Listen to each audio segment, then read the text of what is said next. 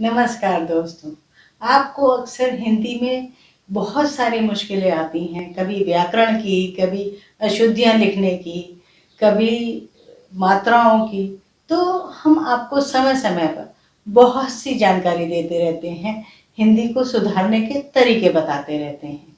आज मैं आपको बताने जा रही हूँ संज्ञा के बारे में, क्योंकि संज्ञा सबसे अधिक इम्पोर्टेंट होती है, सबसे महत्वपूर्ण होती है हिंदी भाषा में। संज्ञा को सामान्य भाषा में आसानी से समझेंगे कि संज्ञा क्या होती है।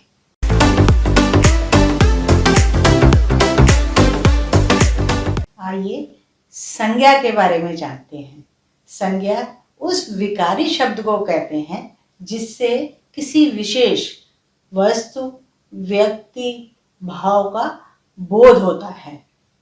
अर्थात हम सामान्य भाषा में कहें तो किसी व्यक्ति, वस्तु, स्थान या भाव का नाम होता है, वो संज्ञा होती है। आइए अब हम संज्ञा के भेद जानें। संज्ञा 5 प्रकार की होती है। व्यक्तिवाचक संज्ञा, जातिवाचक संज्ञा, समूहवाचक संज्ञा, भाववाचक संज्ञा, द्रव्यवाचक संज्ञा। तो ये 5 तरह की संज्ञा होती है। संज्ञा के सभी भेदों के बारे में अब हम विस्तार से जानेंगे। आइए जानते हैं व्यक्तिवाचक संज्ञा क्या होती है। जिस शब्द से किसी व्यक्ति, वस्तु, स्थान के नाम का बोध होता है उसे हम व्यक्तिवाचक संज्ञा कहते हैं। उदाहरण देखिए, जैसे व्यक्ति का नाम सीमा, मीना, सुरेश, श्याम, हरि, नरेंद्र। अब वस्तु का नाम देखते हैं। कार, टाटा चाय, कुरान, गीता, रामायण। स्थानों के नाम देखिए, ताजमहल, कुतुब मीनार, जयपुर, हैदराबाद, दिल्ली। दिशाओं के नाम देखिए, ये सब व्यक्तिवाचक संज्ञा में होते हैं। पूरब, पश्चिम, उत्तर, दक्षिण। देशों के नाम देखते हैं, Bharat, Japan, America, Pakistan, France. राष्ट्रीय जातियों के नाम देखते हैं, भारतीय, रूसी, अमेरिकी। समुद्रों के नाम, काला सागर, भूमध्य सागर, हिंद महासागर, प्रशांत महासागर। नदियों के नाम, गंगा, ब्रह्मपुत्र, बोलगा, कृष्णा, कावेरी, सिंधु। ये किसी भी चीज के नाम आ रहे हैं, आप देख रहे हैं, तो इनसे व्यक्तिवाचक संज्ञा का बोध होता है। तो ये सभी व्यक्तिवाचक संज्ञा है।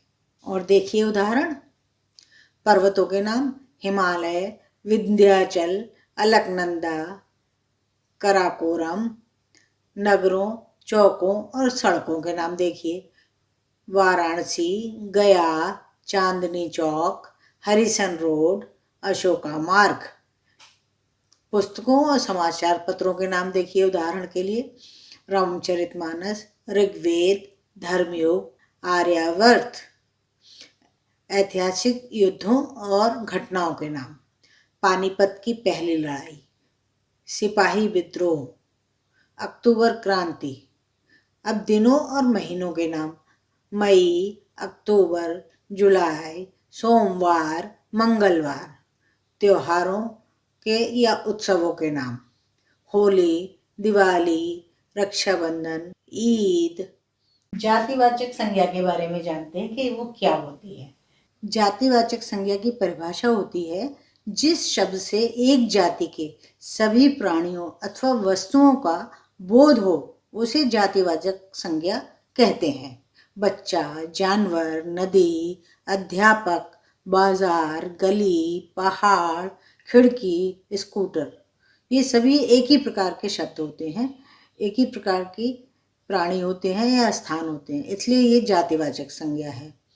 अब जैसे लड़का है, पशु, पक्षी, वस्तु, नदी, ये सब भी जातिवाचक संज्ञा के उदाहरण हैं।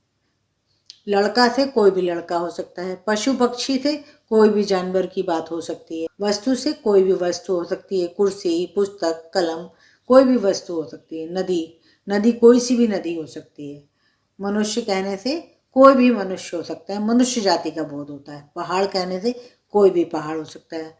जब हम किसी भी जैसे नदी का नाम लेते हैं, यमुना, गंगा, कावेरी, तो वो जो है व्यक्तिवाचक संज्ञा बन जाती है।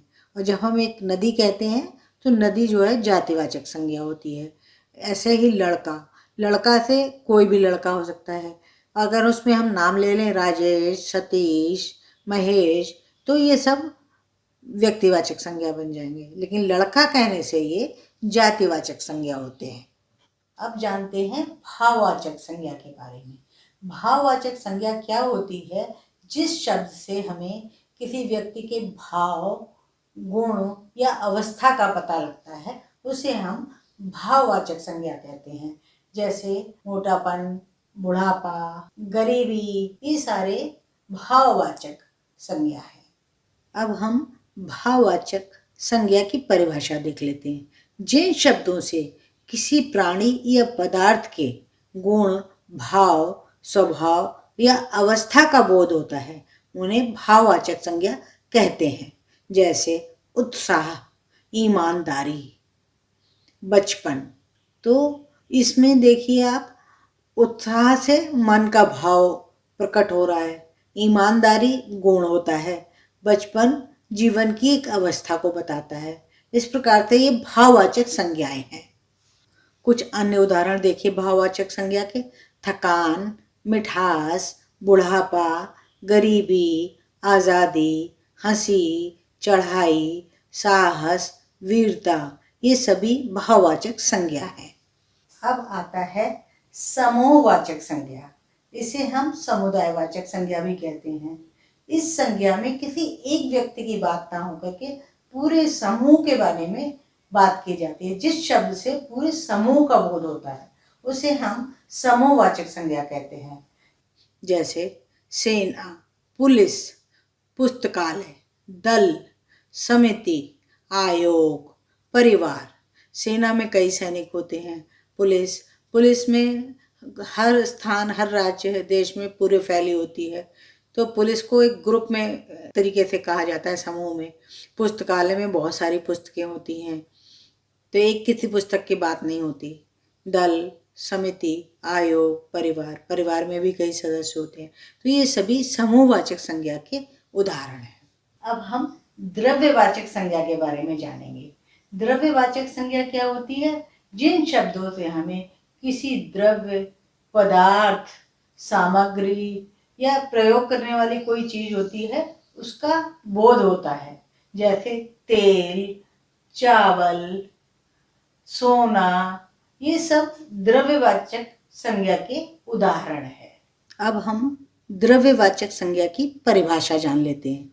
जिस संज्ञा शब्दों से किसी धातु, द्रव्य, सामग्री, पदार्थ आदि का बोध हो उसे द्रव्यवाचक संज्ञा कहते हैं।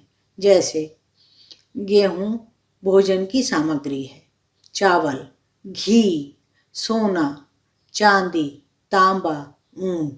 इसमें गेहूं, चावल भोजन की सामग्री है, घी भी भोजन की सामग्री है, सोना द्रव्य होता है, पदार्थ होता है आभूषण के लिए, चांदी भी पदार्थ होती है, तांबा एक धातु होता है, ऊन वस्त्र बनाने के लिए एक सामग्री होती है।